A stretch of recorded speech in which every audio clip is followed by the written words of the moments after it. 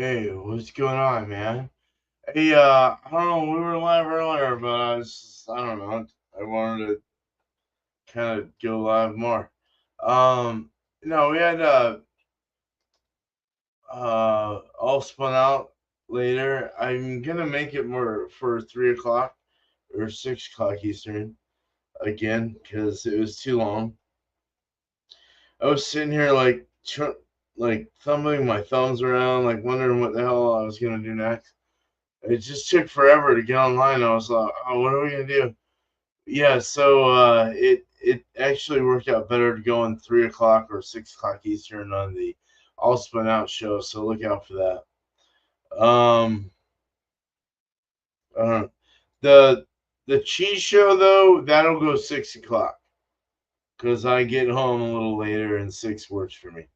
So if those don't want to be there, that's fine. That have cheese and beer, but unless we say something differently. But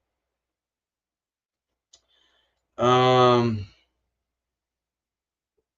I don't know. Just say hi, yeah, guys.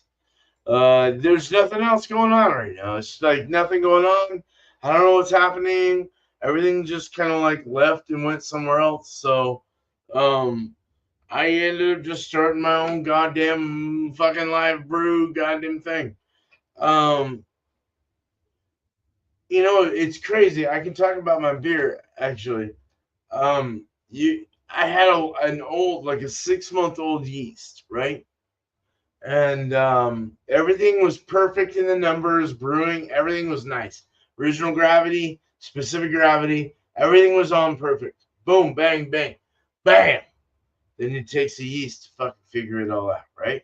It's like driving into the fucking mist of shit, and all these people fuck your strategy up because they're not on your same strategy. They don't know what's up. So all of a sudden you're going 47 miles an hour instead of 55 to work and being late because of it. Some dickhead from Washington had to fuck your whole strategy up. The same thing goes with an old ash yeast. Put that in a starter, get it going, and you might have a better outcome. Learning lesson,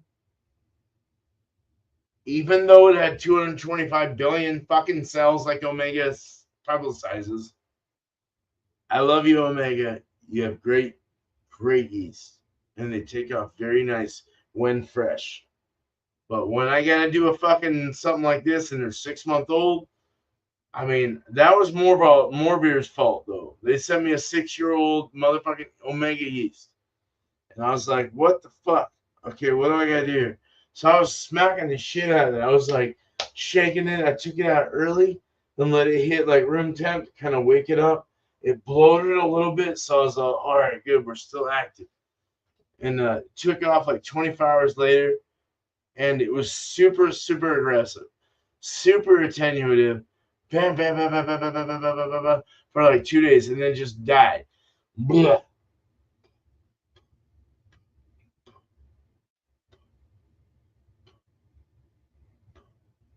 And so I'm checking it now.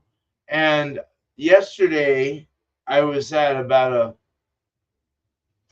supposed to be a 7.2. I had a 6.5. Today I checked it, it had a 6.8. We had a 1070 ish. Um, Original gravity of 1072 and not 70 ish. I mean 20 ish. Um, so I'm hoping to get it down to that level that I want, which is supposed to be but so 1072 is what I got perfectly. And so I'm wanting a 1017. And right now I'm at a 1020.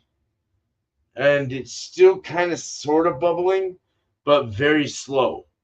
And so I'm just kind of like waiting, seeing if it goes a little lower, because I'd take a 1019 over anything. That would bring me up to almost a 7% instead of a 7.2 oatmeal stout. I wanted that 7.2, but because of the old yeast, that's what happens. If I had a more aggressive, stable yeast, that would have been hella good. But damn, that's all you can say about that, really. So I'll check the terminal gravity tomorrow. We'll get a proper reading. I might have to stick it in my cooler for a bit to break down the bubbles, bring it back out, room temp it, and then fucking check it. That's what I've been doing lately because it's like carbonated. It's really carbonated, actually.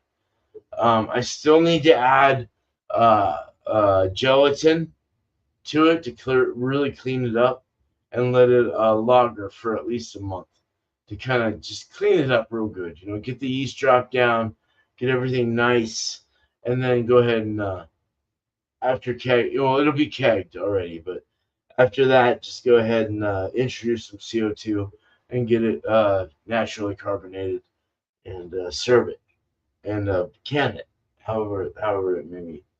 But I will. I'm throwing vanilla in probably in the next day or two.